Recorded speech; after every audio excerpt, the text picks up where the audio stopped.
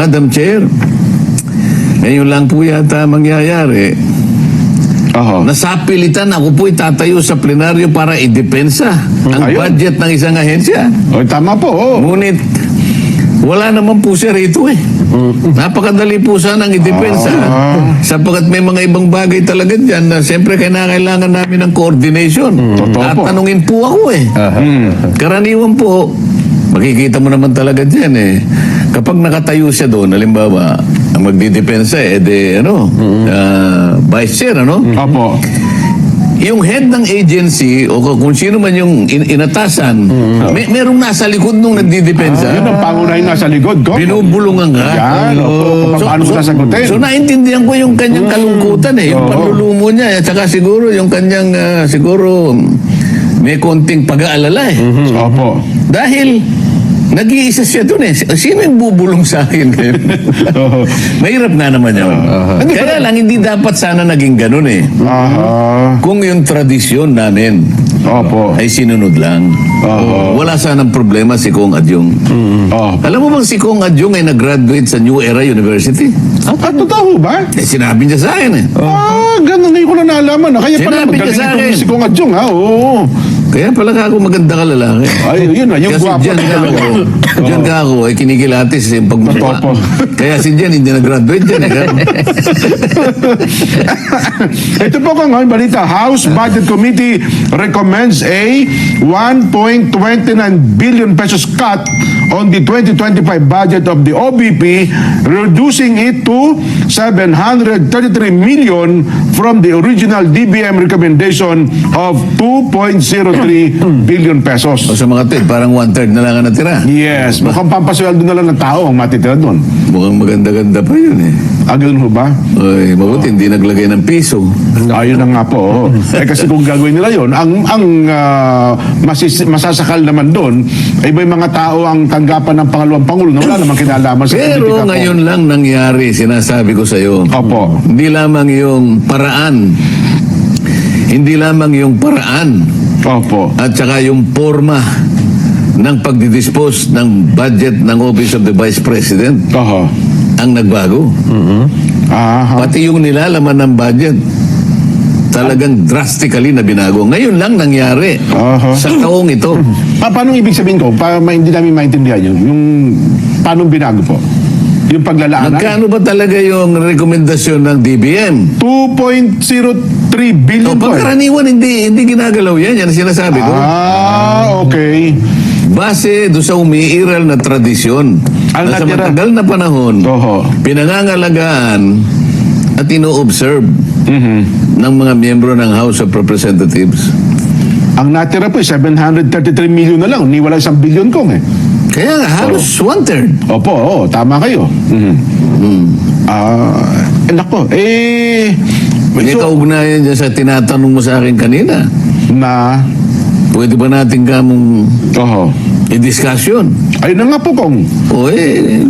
Kung gusto ng ating mga kababayan i-discuss ba? Kasi nasanay ang mga tao ko. In fairness, sa lahat ng vice president. Ito naman, kay kalaban, kay hindi magkapartido yung dalawang leader ng ating bansa, usually naman talaga maraming kababayan tayo humihingi din ng tulong sa tanggapan ng pangalawang pangulo ko. Kaya meron din siyang mga pondo na nilalaan sa kanya sa mga social funds, di po ba?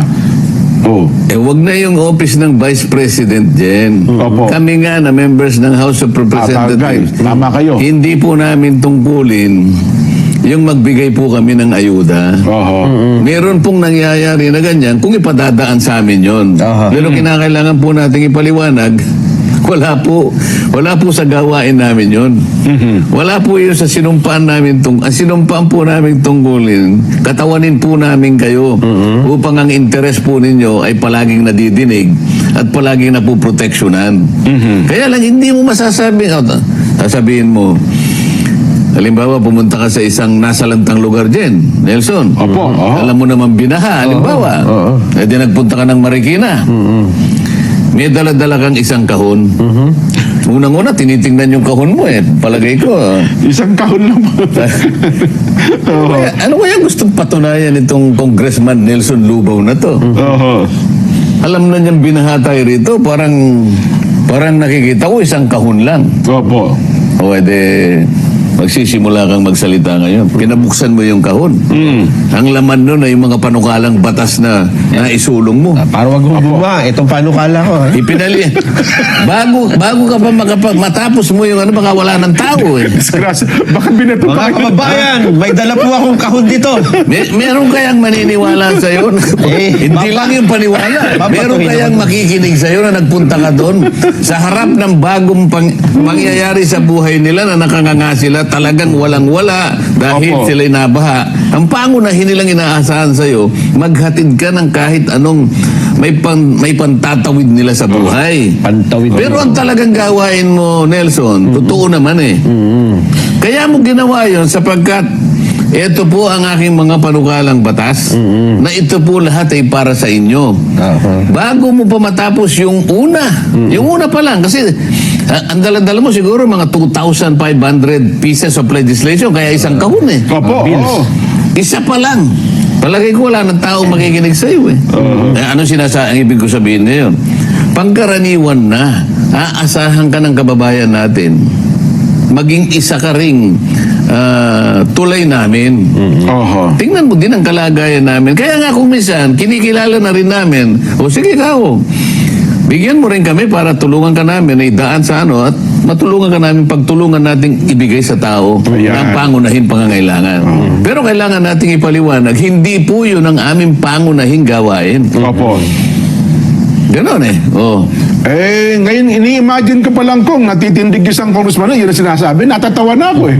Parang gusto ko hilahin, huwag ka tumuloy dyan. Mga kababayan, Baka bina. Ang mangyayari na Baka yun. kuyugin ka ng tao doon, pagka ganun. Yeah, magiging parang Oh. ano eh, magiging parang sitting duck.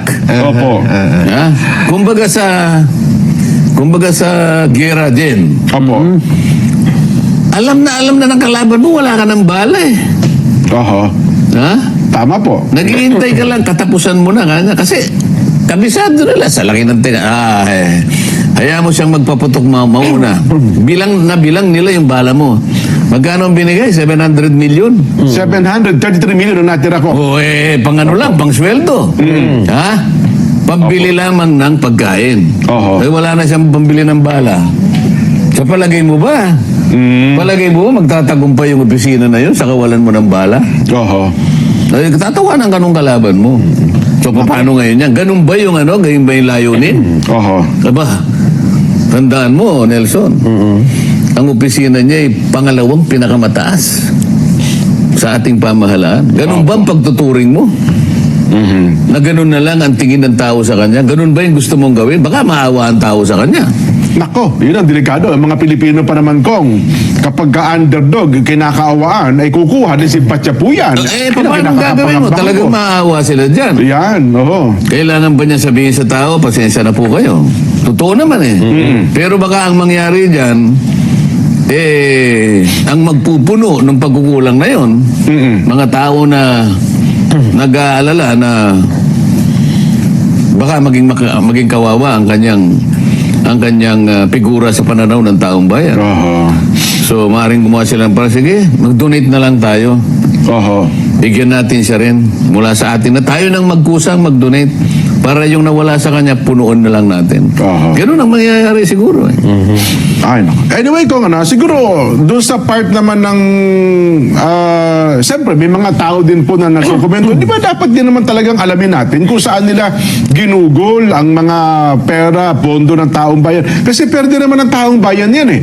Hindi ba karapatan din naman naming malaman kung saan niya po yung ginugol? Lalo pa nga, at meron pong report na hawak sila ng partikular na po ang Commission on Audit na lumilitaw na parang hindi nagastos ng tama yung pondo kong. Sana. Opo. Sana. Totoo naman yun eh. Sana kung ang layunin talaga'y ganun lang. Aha. Na talagang, halimbawa, pag sinagot mo ng ganun, Wala. huminto ka na doon sapagkat naipaliwanag niya na. Ayun. Ganun kaya ang magiging katapusan nito? Yun nga. Nakikita mo eh. Ulit-ulit. Iba na yung ano eh. Iba na yung paraan. Hindi na yung magtatanong para malaman mo eh. Nagtatanong para magpahiya ka na eh. Madali namang kwentahin yun din. Tama. Bagay. Ngayon, bago mangyari yun, meron tayong inaalagaan na tradisyon. Yun ang aking ano eh. Oho. Yun ang aking gustong malaman sa mga kasama ko. Sapagkat sa tagal ko na sa Kamara din, Opo. sinabi ko nga sa kanila eh. Ano ba yung point of entry ko rito sa House of Representatives? 2004. 2004. Yes po. 13 Congress. Ngayon 19 Congress na tayo. Bilangin ninyo. Sa haba ng panahon na yan, ilang Vice President na yung nakita ko. Opo. Kung ang pag-uusapan ay yung Opo. pag-approve ng kanyang budget. Di ba? Ayan. Dumaan si dumaan si Vice President Binay. Opo. Dumaan si Noli de Castro. si Opo. Leni Robredo. Opo. Oo. Eh palaging ganun eh. Oho. Pati Pangulo.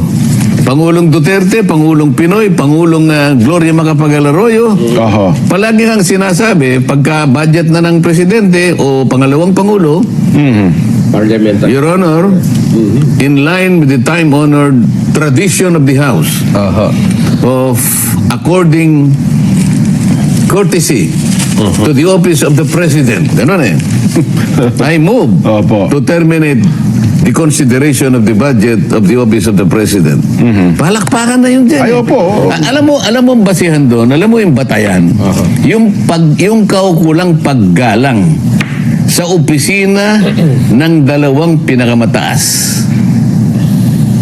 Opo. na leader ng ating bansa. Alam mo, pwede mo pang idagdag yun eh. Maski na yung hudikatura. Sa opo. Palaging ganun din. May nagtatanong parang lang, formalidad eh. Opo. Formalidad. Pagkatapos ngayon, Oho. bakit mo iibahin? Ay, pinaalala ko nga sa kanya, Madam Chair, nakalimutan mo na ba? 2022 budget. Ha? Noong 2022, tumayo ka ako si Congressman Nonoy Libanan, yung ating minority leader. It took him only 13 minutes. He moved to dispose the consideration of the OBP budget. At dagli-dagli rin naman tumayo ka ako yung majority leader, Manix Dalipe, Opo. para sigundahin ang kanyang motion. 13 minutes. 2022. Nakalimutan nyo na po ba yun? 2023. Sino ang tumayo? The presidential son, Sandro Marcos. Senior Deputy Majority Leader. Opo. Ano sabi niya? Ganun din. In line with the time-honored tradition well kept by this House, I move to terminate the budget of the OBP. Oho. Nag-object si Franz Castro. Opo. Makabayang black ng time na yun. Opo. No, the objection was so revolting. Opo. I object. Ganun eh. Talaga alam mo naman sila eh. Opo. Ha? May kamay pang ganun. I object. O de, pag may objection sa rules namin, let us divide the House. Ayan. O dinivide. O sino po kanya ang sasang-ayon dun sa objection ni Franz Castro, itaas po niyo yung kamay. Opo. O silang tatlo lang ang nagtaas. Oho. Sino po yung sumasang-ayon sa motion ng ating Senior Deputy Majority Leader na ipahinto na po ang pagtatanong sa budget ng opisina ng Vice President? O, botuan lahat. Opo. So natalo yung objection. Objection. Opo. Anong ibig sabihin yan? In-uphold ang tradition. Ayun. O bakit ngayon? Tinanong ko, Madam Chair, ito po bang tradisyon na to na ating pinangalagaan sa mahabang panahon, katapos-tapusan nga 2022, inaalagaan pa natin 2030, pinalagaan. 2024, bakit po ang nangyayari? Hindi na po natin igagala ngayon. So ano pong katwiran?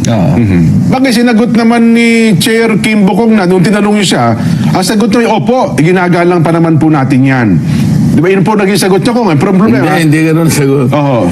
Sabi ko, are we now setting aside or discarding this tradition? Oho. Okay, yun ang unang tanong, gago. If we are discarding this tradition today, is this committee authorized to do that? Okay. Opo. O sabi niya, short answer to both questions. The answer is no. Aha. O ibig sabihin, iginagalang pa rin natin Opo. ang ating tradisyon. Yung nung isa, ay hindi po kaya ng kumiting ito na itapo ng isang tradisyon. Aha. Sa makatuwid, nauwi kami doon sa pagsang-ayon Sa pag, na kailangan igalang pa rin natin hanggang ngayon yung tradisyon. tradisyon. So, kung ganun po ang sagot ninyo, Madam Chair, Aha. I now respectfully move to terminate consideration of the budget of the Vice President. ayun. Ang problema, In line, hindi ko na sinabi yun kasi nandun na yung premise eh. Oh, total, ginagalang pala natin ang tradisyon na yan. I now move. Oh, ito. Nag-object na naman yung Makabayan Black. Oh, let's divide the house. yan. Ang nangyari kabaligtaran eh. Nabaliktad nga po ang pangyari ko. Hindi sila bumoto sa akin. So, ibig sabihin, ayaw pa rin nilang igalang yung tradisyon. Hindi na sinunod. So, ibig sabihin, Bagamat sinasabi nung... lip service eh. So, yung kanilang pagkakasabi na iginagalang nila ang tradisyon, yung gawa ay kabaligtaran. Well, ako naman ko, ito naman yung punto ng iba. Hindi naman kayo yung, bagamat sinabi ng presiding officer, na, well, ginagalang para natin yung tradisyon na yan, alam nyo naman ko, may mga tradisyon na lumilipas ang panahon. Minsan talaga, nababaliwala at hindi na po nasusunod ng mga tradisyon. Hindi kaya yung pagkakataong ito, baka naiba na po. applicable. Baka hindi na applicable. Oo nga. Kasi Oh, may sige. mga tradisyon ito. Sasakyan kita sa salita mo Opo, yan. oo. Hindi. Merong formal. Merong formal na mechanism. Dadalhin natin sa plenary. Kasi po yun ang nalagay sa tuntunin eh. Ganun ang magiging setup dapat. Formally po nating inaalis ngayon ang tuntunin sa mahabang panahon na naging tradisyon. Huwag na po nating isaalang-alang ang opisina ng Vice President. Alisin na po natin ang tradisyon na kumakapit dyan. Ayun. A-approvein ngayon in plenary. Sa buong lahat Majority ng lahat ng miyembro ng House of Representatives. Yun pa lang dapat na setup. Dapat ganun muna. Sabi ko nga sa kanila, we are ruled by parliamentary procedures. Parliamentary procedures grow from and enriched by Opo, oo. experiences, traditions, and precedents. Kinakailangan, dalhin mo muna sa plenary Opo. para sa aksyon ng nakararami. Ganon. Para sa ganon ay itapon mo na ang isang tradisyon. Ayun. Wala pa eh. Opo. Bakit inunahan mo yung tradisyon? So, dinamumuliti ka ka. So dapat pala, kasi harapin natin ang katotohanan ko, may mga tradisyon noon pa man. Tayo bilang mga Pilipino, sa pagsapit ng panahon ito, yung mga tradisyon yun ay nababaliwala. Nakakapanghinayang, ano? Kasi maganda ang tradisyon Pilipino, pero sa makabagong panahon ay hindi na po nasusunod. Ngayon, dito sa pangyayari ito, kung yun pala, at ang tradisyon, kung gusto natin palitan, baguhin na nito. Ang kabuuan pala ng Kongreso dapat na magpasya. Nakasulat kasi sa tuntunin eh. Ayun! Kasi kung tinanong nila ko doon, dala-dala ko yung Opo. the rulings of the chair. Sabi niya, Opo, ipakikita ko sa kanila. In order to break that tradition, sabi niya, it has to be supported by the majority of the members of the House of Representatives. Ang ibig sabihin nun, plenary. Committee yung committee lang kami. Kaya ang tanong ko, ito bang committee ito? Merong otoridad para itapon yung sabi niya, no, okay. Kaya nga, Kaya pala yung natuwa ganun ako ngayon. Kaya pala ganun ang sagot niya. So sumagawit, sumang-ayon pala sila ngayon. Kaya natuwa ako eh. So, if that is your answer, Madam Chair, I now respectfully move. Kasi ang alam ko, bumalik na kami sa tradisyon eh. Ibig sabihin, magpapasakop na sila, magpapatali na sila sa tradisyon, wala nang magtatanong. Tama? Tama. Di nag-move na ako. Objection kanila. Di natuwa naman ako. Alam ko, pag nag-object, kagaya din ang nangyari nung nakaraan, na wala yung objection na yun, hindi pinakinggan ng objection, ang pinakinggan yung motion pa rin. Alang-alang. Alang-alang sa pagsunod do sa tradisyon. O wala rin eh. Kung sabi ko, double standard. Yung sinasabi mo, taliwas sa ginawa mo. Well, ako kasi kami ni Nelson, hindi po kami mambabatas, hindi namin alam yung rules na gano'n. Kasi kung ang pag-uusapan po ay tradisyon, kung ako si Congresswoman Sheila Kimbo, nung time na yun, baka sabihin kong, hindi na po natin susundin ang tradisyon na yan sa araw na ito kasi iba po ang sitwasyon ngayon, iba po ang sitwasyon noon. So, Sasagutin ko lang. Ayun. Sino ka? Yun palang mangyayari. Ikaw ba? Oho. Ay may karapatang sabihin mo yan sa pansarili mong opinion? Ayun. Oho. Kasi kung nga, yan din po ang sentimiento na napakarami sa social media. Kasi nga, hindi nila naintindihan yung rules na yan, ha? Kaya nga natin pinapaliwanag. Yun, Tingnan opo. mo, halimbawa, sa mga batas natin, may tinatawag na landmark decision. Landmark decision. Kaya sinasabing landmark decision, yung desisyon na yon, napakalaki ng naging epekto sa lipunan. Oho. Isang matibay na desisyon na ginawa ng Korte Suprema. Pero pagkatapos ng 30 taon, 50 taon, babaguhin yung landmark na yun eh. Oho. Pero merong isang desisyon na gagawin para baguhin yun. Opo. Isang panibagong landmark. Gagawin niya ngayon. We are reversing that landmark decision. Isa sa mga desisyon na yan, ibigyan natin ng paghalimbawa. Ayun, kaya pala. Merong mga naunang desisyon, siguro 30-40 years ago. Opo. Naalala mo yung isang relihiyon na kung tawagin ay Saksi ni Jehovah. Ito, Opo, for opo. purposes of discussion. Walang intensyong anuman. Walang Opo. intensyong ano man. Parang magliwanag sa atin Yes, kung po. paano pinapalitan. Dito, Korte Suprema na pinag-uusapan. Opo. Kayang palitan, pero gagawa ng panibagong ruling. Okay. Doon, mga siguro 1950s or what, ang nakalagay doon, kasi hindi sila sumasaludo sa bandila. Opo, labag sa kanila yun. Labag sa kanila yun. Paniniwala nila. Oo. Flag racing. Meron silang sinisitas na talata. Sabi ng Korte Suprema, ganito yan eh. Yung hinihingi na paggalang Opo. ng ating saligang batas, hindi naman katapat ng sinasabi ninyong pagsamba. Hindi paggalang lang naman ang ibig sabihin. Ibig sabihin, sumaludo ka Opo. sapagkat Pilipino ka. Opo. Bahagi ng paggalang. Yun ang ruling noon. After 30-40 years, binago. Okay. Abay, meron silang karapatan kasi tuntunin ng kanilang paniniwala. O sa mga tweet na okay. baligtad. Mas nanaig. Bakit ko sinasabi ito? May pagkakataon na baguhin yun. Opo, Ngayon, opo. balik tayo sa tradisyon namin. Papayag ako, bakit hindi? Pero kinakailangan idahan lahat. Oo. Sa isang mekanismo. Halimbawa, ang una kong gagawin, sige, total, gusto nyo magbago na lahat. Unahin na natin ang pagbabago dito sa mga komite. Ayan. Oo. Meron tayong tradisyon dito, pagka magsisimula na yung interpellation, yung unang-unang magtatanong, palaging miyembro ng minority. Ayan. Opo. Tradisyon niyo po talaga yan. Totoo. Kahit na ikaw ang pinakahumuling dumating. Opo. Oo. Kahit hindi ka nagpalista. Basta't ang unang isipin mo, ikaw Miyembro ng minority. nakaupo ka ron alas 7:30 ng umaga. Oo. Pero hindi ka miyembro ng minority. Opo. Hindi. Majority si Opo, Nelson. Nelson, oo. Ikaw minority ka. Si Nelson majority. Kauna-una sa Pero tumating. si Nelson dumating 7:30 ng umaga. Opo. 7:30. Nagpalista ka 7:30. Si Jen dumating 9:30. Miyembro ko ng minority. Kararating mo lang minority ka. Oo. Mukhang magiging congressman tayo dyan. Okay? Siyempre, oo. Kung tutuusin mo, Dapat si Nelson ang mauna doon. siyempre, nauna ng 2 oras sa'yo eh. Nauna ako eh. Pero dahil sa tradisyon, Oho. palaging ikaw. Ayun. Sasabihin ko ngayon, alisin na yan, ano na yan? Tradisyon yan. Oo. First come, first serve dapat eh. Kung sino yung nauna nagpalista, yun na lang. Dapat. Nakasalig yung kako sa tuntunin. Oo. At yan ang pinakamakatarungan. Oo. Bakit ako nagpapasakop dyan kahit masakit ang loob ko? Kunwari, masakit ang loob mo, Nelson, di ba? Masasakit din naman ang loob mo talaga. Ano nga eh. Oo. Napapasakop ako, sabi ni Nelson, kahit medyo naiinis ako. Opo. Sapagkat pumayag ako na magpatali sa tradisyon dahil member ako ng House of Representatives. Oo.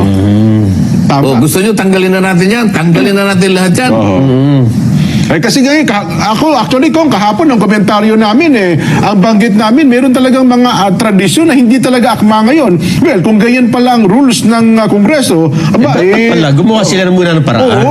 paraan na para binago. maalis ang tradisyon na yan. Tingnan mo, halimbawa. Oho. Halimbawa, ikaw naman Jen. Congressman Jen Subarjaga. Nagpalista ka, nag-deliver ka ng privilege speech. Opo. Siyempre, may interpellation yan. Opo. Biglang nagpalista ito. Oho. I-interpellate ko yan. Kunyari, hindi kayo magkabalahibo. No? Opo. Oo. Kasi inupakan mo yung inupakan mo yung distrito niya. Oo. Siyempre, tatayo ito. Siyempre, oo. Ngayon, ikaw naman, gagamitin mo yung tradisyon. Oho. Gagamitin mo yung tradisyon. Bigla kang umupo. Hindi ka nasasagot sa anumang katanungan. Hindi ka na mapipilit na tanungin ka pa ni Nelson. Ayun. Tradisyon yun eh. Pag umupo na, hindi na pwedeng piliting patingin. Oo, yun ang unwritten rule. Ayun. Kapag umupo, yung pala taong mga nag-deliver ganun. ng Oo. privilege speech, Oo. Wala na kahit ano. ano pang gawin mo, Wala na. ha? Kahit pumunta ka pa sa speaker, wala kang magagawa. Tradisyon yun. Hindi ako pinayagang magtanong sa So, kanya. nagkakaintindihan tayo siguro. Ayun. Ngayon, Opo. sabi ng Vice President, tayo, pinag-usapan natin, level lang ng congressman. Eh, di ba? Opo. Kung tutusin, sa tingin ko, mas mababa naman tayo kaysa sa Vice President. Okay. Sabi ng Vice President, Madam Chair, I forgo my opportunity to defend the budget of the office of the Vice President by Opo. question and answer, and instead, I will leave it. I will leave it Oo. to the House of Representatives to decide such a proposal as presented. Ayun. Ang ibig sabihin yan, parang umupo siya. Ayun nga. Ayaw ko na pong idepensa. Matanong Ayun nga. Oo. Hindi mo ba igagalang yun? Pati ba naman yun hindi mo igagalang? Pangalawang Pangulo ng ating bansa. Sinabi niya, bahala na po kayo. Oho. Pati ba naman yun, hindi mo pa igagalang? Ayun. Eh kung yung umupo Oo. kung tutuusin mo may pagkabastos yun dyan Bakit ka mo? Ni walang kasagot-sagot, biglang umupo pero hindi mo mapipilit na bumalik doon. Ayun. Hoy, bumalik ka doon, may tatanong ako sa'yo. Nag-privilege speech ka, inupakan mo ko, tapos bigla kang uupo. Hindi ba kung tutuusin may Oo. pagkabastos yun? Mali nga naman yun. Kasi alam mong tatanungin ka niya. Opo. Medyo mahihirapan ka sa mga tanong niya dahil hindi naman kayo magkabalahibo Oho. Ang gagawin mo ngayon, uupo ka na lang na basta. At pangiti-ngiti ka pa. Ayun. Pangiti-ngiti ka pa eh. Pangisi-ngisi pa. Oh. Pero wala kang magagawa dahil tradisyon. Ayun. Oho.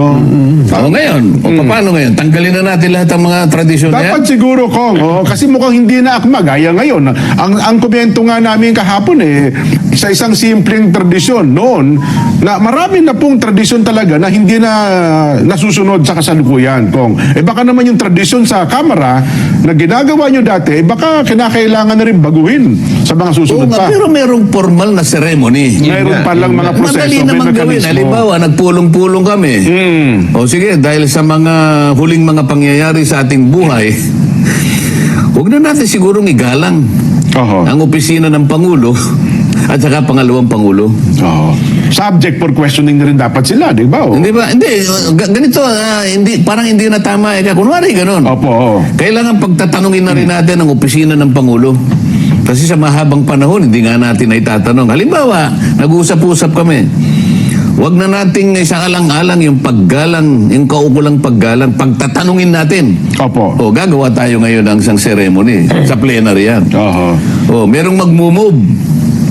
Mr. Speaker, I move that the time-honored tradition of refusing to ask questions in deference and respect to the office of the President and the Vice President, we have to set aside the tradition Oho. Okay. because it is inconsistent with the provision of the Constitution, particularly public office is a public trust. Yan. Halimbawa, ganun. Yun ang linya. O, Opo. debate ngayon. Debate. Opo, Pagkatapos ng debate, pagtalunan natin ngayon, those who are in favor of disposing the time-honored and well-kept tradition of the House since time immemorial, say aye. O. Ay, ano. Ay! Mahina.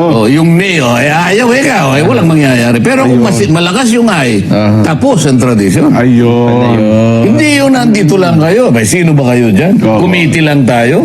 Kayo ba? Kayo ba ang kabuuan ng House of Representatives? Oo. Para hatulan ninyo kung ano yung mabuti sa atin? Oho. Well, ako ko nga, ang dapat din nating mapalutang dito, yung binanggit ninyo, wag natin tignan yung tao, kundi ang dapat natin tingnan ay yung hindi kasi, tanggapan. oo nga, kasi siminate, sabi nila. Siminate like. Oo.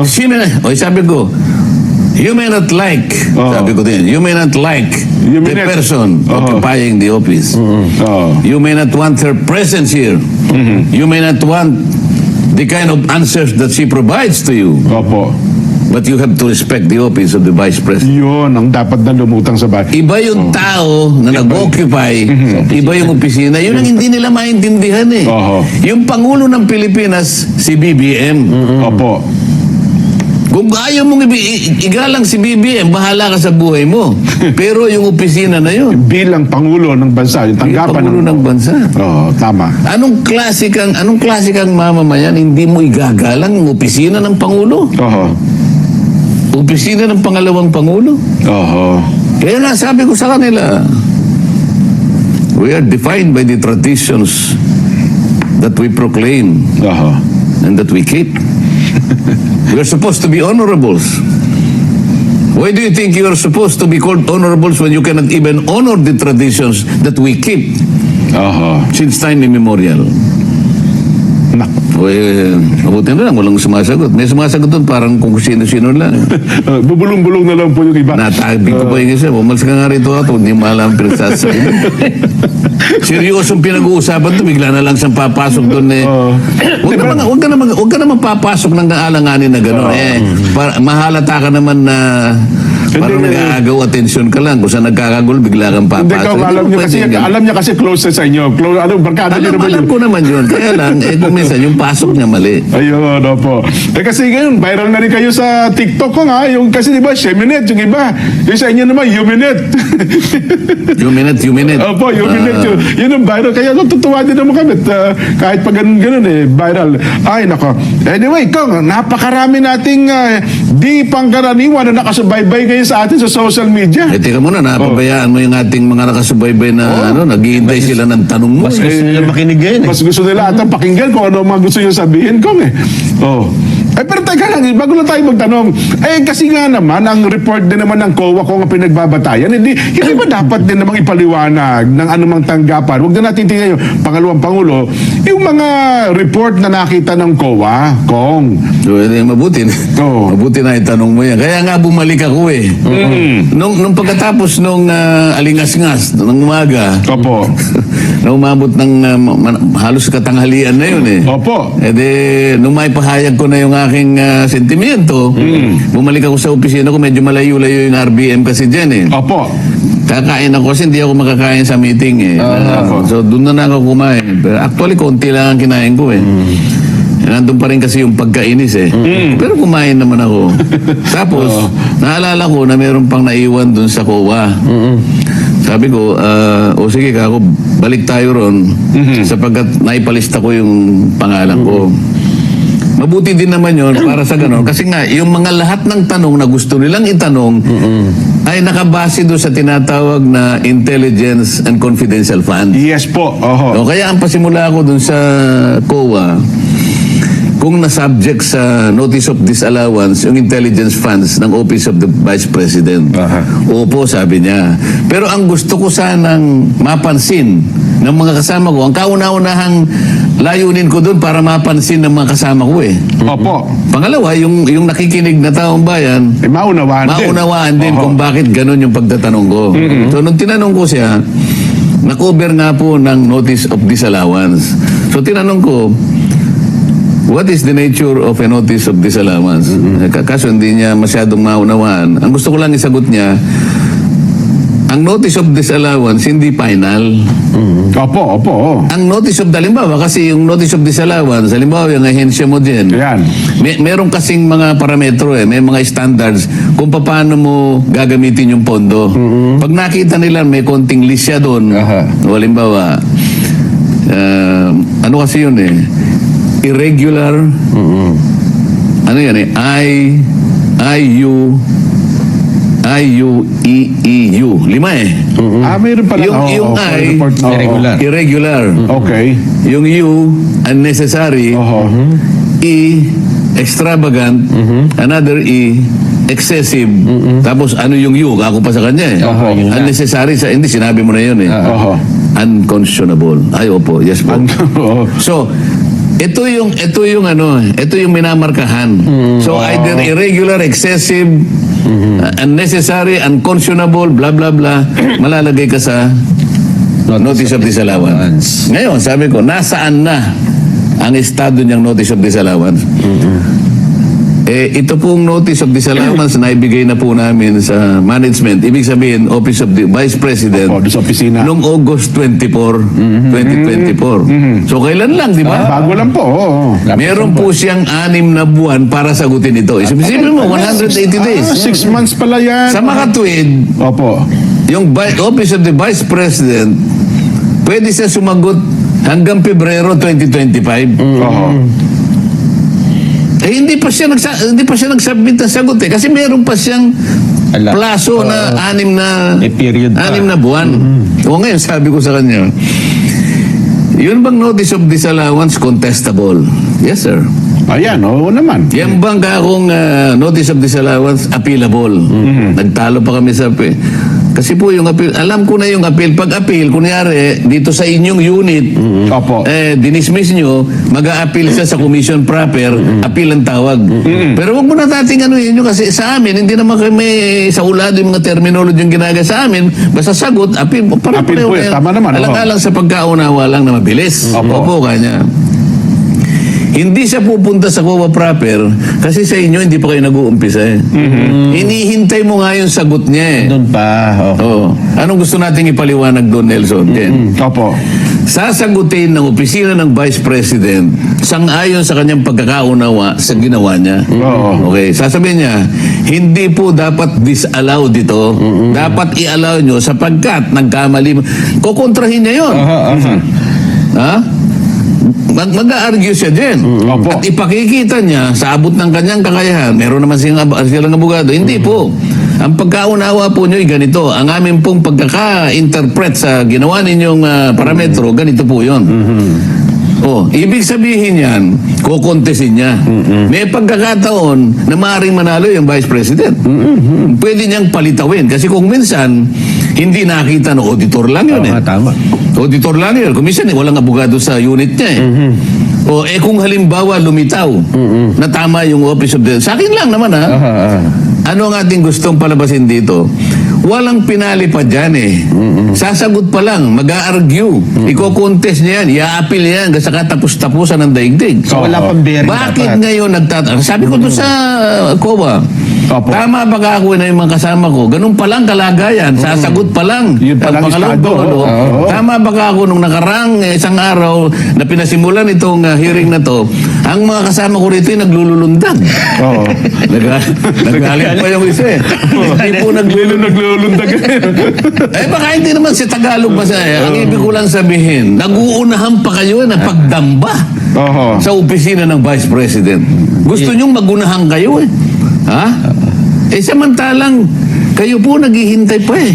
Kung ano po ang isasagot ng pangalawang Pangulo. Oo. Hindi po ba nyo kami papayuhan? Payuhan nyo po kami. Kasama na ako doon. Oo, tama nga. Payuhan nyo kami. Sabi niya, hindi daw... Kailangan ko bang magtatanong na ngayon o hindi? Because if I do that, I will be more popist than the Pope. Oo. Hindi ko po masasagot kasi po, kayo po hindi nga, payuhan mo lang kami.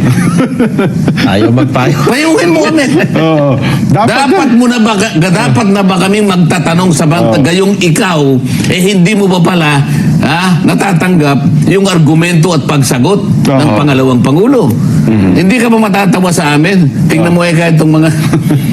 Dapat ko na bang... Nagdadadamba na sila. Ayaw niya naglulunod. O sige, nagdadadamba. Dapat ko na bang gamitin itong report ninyo laban sa tanggapan ng ganito? Isipin mo. Sasagutin pa lang. Sasagutin pa lang. Hintayin mo naman yon. Respeto mo na lang sa opisina ng Vice President. Sasagot eh. Bakit hindi pa siya sumasagot? May 6 na buwan pa siyang sumagot eh. Piniprepare mabuti. Katapos-tapos, anong malay mo kung halimbawa nasagot niya? At medyo tumama at sinabi, oo nga pala. Ito naman So, pala. allowed. So, Ayun. wala na yung, mamamatay na yung Wala na. Notice of disallowance. Opo. Kasi allowed eh. Naipagtanggol niya yung sarili niya. Ayun. Ngayon, bakit ka magtatatanong ngayon? Ba't ka maglulundag? Ha? Hindi mo pa nga alam kung ano yung laman nito nga kasi hindi mo kasi alam mo ang lata, ano? Wala namang label. Nakala mo ang laman sardinas. Nagtatatong ka na, inaakala mo yung laman ay sardinas. Tanong na, Ay bagoong pala. Bakit maalat yung sardinas? Oo. Hindi mo nga alam. Nakuha mo ibig ko sabihin? Tama po. Kaya kung ginanon ang pagtatanong, para lang maipadama ko sa aking mga kasama mga kasama, parehang masyado tayong adelantado.